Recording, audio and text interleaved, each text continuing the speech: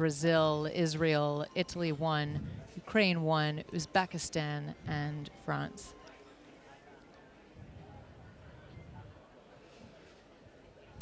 And I wonder what Giacomo Perini from Italy can do in the centre lane. He holds the world's best time, which he set at the European Championships in Bled, 8:55.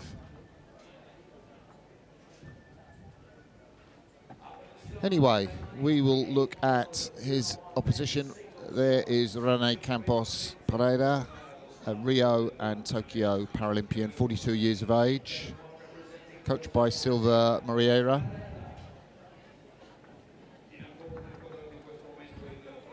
So in lane 2, it's Shimul Daniel, 38-year-old lecturer. Rows out of the Daniel Rowing Centre in Tel Aviv. And I wonder if he knows about his compatriot's excellent result. So here's the man, Giacomo Perini, 27 years of age. As he chose his sport because it allowed me to transform a limit such as amputation into an opportunity to take my life in hand and constantly improve myself. There we go. The Paralympic champion, Roman Polianski, he beat Perini in an incredible race at the World Championships last year. Perini led out and then Polianski harried him all the way down the course and got through him. It was one of the best races of those championships.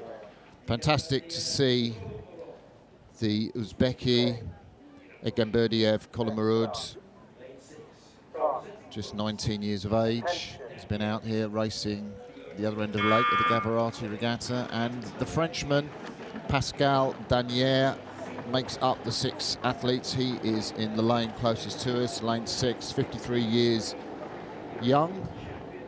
And first time we've seen him in an international race since the 2017 World Championships back in Sarasota. There's Polianski, really different style. We'll see, you know, he doesn't have quite as much use of his back. Well, Perini has blasted out. Yeah, the Italians will be quite happy in the earlier rounds. It's just fantastic to see all of the support for Perini, certainly the favorite here. Leading as we look across the board, but in really good touch with Daniel of Israel. Perini goes out, you know, like it's ridiculously quick. He does that. He did it in the Worlds last year, and Polianski managed to hang on to him. And it's a completely different style. You see, Perini has got kind of more in his lower back. He kind of gets a bit more of the shorter stroke from Polianski. We see there from lane 5, Conor Marud, the 19-year-old Uzbeki. He finished 3rd in the Gavarati Regatta. And that happened last week. Decent result for him. And I kind of think that he might not be able to maintain that pace for the last part, but he's got a really strong finish, the Uzbeki athlete. Really pushes it off well. Yeah, that application again through the arms and the shoulders just to push the bow out. Polianski really going for it there. We're coming out to 500, so I guess the time to look at is somewhere around 2:09, and if he's under 2:09, he's under world's best time pace. So we're coming up to that mark. So you never quite know with Perini because he does, well, 2:06, so it's 3 seconds inside a world's best time mark. So early doors, but it's a very quick race. Polianski will know. He's looking at his little pace coach below him there, man who was originally a para-canoeist and switched to rowing because it was in the Paralympics and that's what he wanted to compete in. He came 2nd in the Gavarati Regatta, did a 9:13 behind, of course, Perini, who won. So Polianski has come right back at Perini. That's like amazing to see the Ukrainian that close this early on in the race. Yes. And look at Perini going for it. I mean, Perini's rating is right up there, isn't it? He's really driving it. But that move by Polianski. So Perini's rating 39. Polianski is at 38. And these are different tactics from Polyansky. We saw him bide his time and be patient in Varese last year. And now he takes the lead, and this is a brave move. And, you know, I think it would be a fool who didn't back Polyansky to hang on to the end of the race. And Perini must wonder, at the top of him there, the Italian, you know, this was my race, this is my water in Italy, and what's Polyansky doing, stealing my thunder? Yeah, that's right, and I think we see evidence of exactly that sort of mindset from Perini, who's now up at 42, 43 strokes per minute. So knowing that, you know, in the middle thousand, currently in the second quarter, not quite halfway, that he's just got to stay in, well, ideally to maintain that lead, but at the moment, he's led by Polyansky. Well, Perini won in Bled just 3 weeks ago. So I don't know if, you know, Polyansky, the 36-year-old, has really timed his training to perfection for this World Cup. But it is a sensational second quarter from the Ukrainian. He leads by what you can see, a couple of meters, and they go through in 4:20. Well, that's still under world's best time pace, but only by a second or so.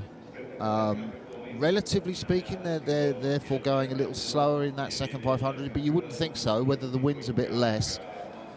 So I'm not sure about the world's best time, but Polyansky looks to be moving away, does he, Colleen? Yeah, he does. He absolutely does. And, you know, the Italian has brought it down a few beats. And you see him just look over to his right, Perini. And I think you're spot on. I mean, this is his home water, his home country. He's the holder of the world's best time. So certainly not over yet, but Polyansky continuing to open up that margin and moving just a touch quicker. So Polyansky currently the quickest moving boat on the course, just a whisker ahead of the Italian. I think not to be counted out, though, is the support from the grandstand, from the hometown, as they approach shore in the third quarter. Yeah, there's a great race going on for third place between Colin Marud from Uzbekistan and Shumil Daniel from Israel, and we're understandably concentrating on this, you know, sensational battle, really. And, you know, it's not too strong a word to use. This is sensational to see Polyansky this far ahead of the Italian Giacomo Perini at this stage of the race. I haven't seen a race unfold this way, and look at that boat speed, 13.3. So the quickest boat speed, you see those graphics, and when it lights up light blue, you see Colin Marod's actually put a shift on there, back there, about 50 meters behind to get ahead of Shumil Daniel, the Israeli. You can see the race there, can't you? Shumil Daniel is kind of sculling level with Colin Marod. That's the race for the bronze medal. But this is an absolutely sensational scull by Polyansky. Wow, yeah, continuing to open up that margin. We see riding now with him in terms of distance between Perini. Well, he's now opened it up to about, 22, 23 meters or so, with 1,500 down, 500 to go. So now is the time. But he's starting to run out of water. He is. So they're 2 seconds under world's best time pace. If Polyansky takes Perini's world's best time that he set in the Europeans last year, that is going to be a fantastic result. He'll see how quick he's going on his pace coach. The rowers have these tiny little computers, well, they're big enough to see anyway, which lets them know the sort of pace they're going, the kind of strokes per minute that they're doing. So, you know, Polyansky will be looking down, checking his rating, which is 38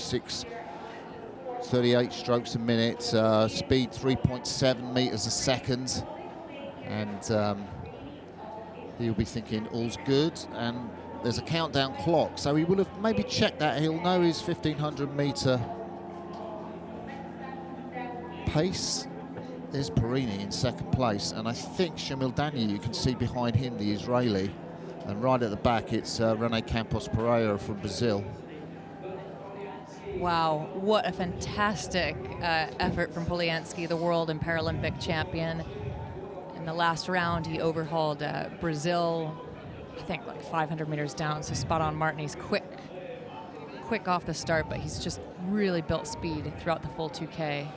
I think he's tiring now. I'm not sure quite he's going to get that world's best time, but you know, I don't think that matters in a race like this. He's got around about 150 metres to go to the finish. Maybe you can hear the applause of the grandstands to our right, acknowledging a sensational performance from the Ukrainian. I don't know whether Perini is at his best, the Italian. It looks like Conor Marod has come through for a bronze medal. The Uzbeki athlete. But all eyes on this time. We're looking for sort of 8:50, just on 8:50 for the time.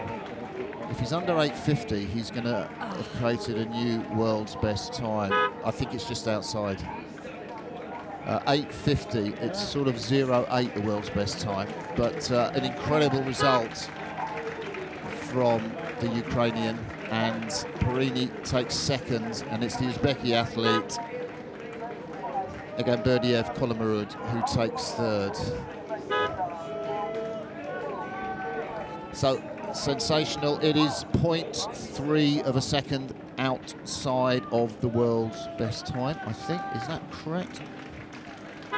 Or is that underneath? No, I've got it. No, 8.3 of a second outside, 8:55.